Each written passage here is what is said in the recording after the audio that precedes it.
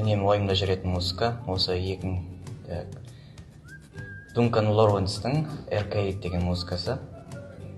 Өте жақсы өлең, ағылшын тіліндегі өлең. Өзіме қатты ұнайды.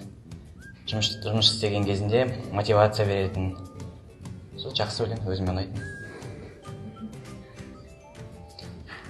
Егер мүмкіндік берсе, сол Америка құрама штаттарында, Нью-Йоркта өмір сүретін. Сүйікті жануарым өзім атыма байланысты Айбарыс дейді. Сол тау барысы бар ғой, қар барысы. Осы біздің Қазақстанда өзі ерекше кездесетін жануарлардың бірі. Менің хоббиім өздеріңізге белгілі, осы фото-видео түсіру, жаңа жобалар бастау, жетістіктерге жету. Жәндіктерге фобия бар, жәндіктерге фобия, әртүрлі улы өсімдіктерге.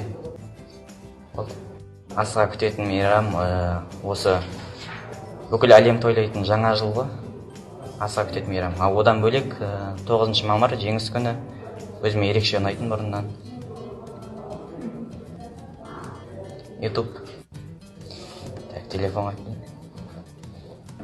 Телефонға келген соңғы хат досымнан кино қашан түсіреміз деген. Сүйікті кітабым өзім кеше ғана оқып бітірген Джейн Остиннің «Тәкаппарлық пен жалған сенім» кітабы. Машинада жалғыз кетіп бара жатқан кезде айналама қараймын, табиғат аясында қандай жерде кетіп бара жатқанымды, және әртүрлі ойлар келеді. Машинаның ішінде қандай не, жаңағыдай табиғат аясында өзім жүрген жерімде не түсіруіме болады, және осы қалай жүріп келе жатыр машина, қалай ойлап тапқан адамдар, әртүрлі ойлар келеді негізі. Мен негізі өзім екінші хоббим осы тамақ жасаумен айналысу, әртүрлі тамақ жасағанды ұнатамын. Негізі сүйікті жасайтын тағамдардың бірі ол итальянский паста дейді ғой, сондай жасау.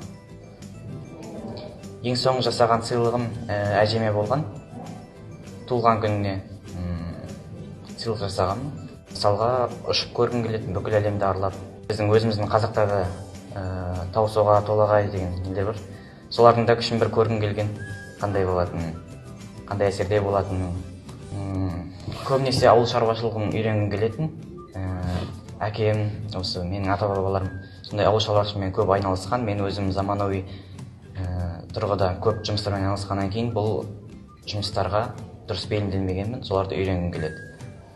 Топ құрған алғашқы Айбарыс студио деген өзімнің бастауымен топ құрған. Сол кезде мектептің ішінде біраз қызықты оқиғалар болатын. Осы тобыммен бірге түрлі жетістіктерге жетіп,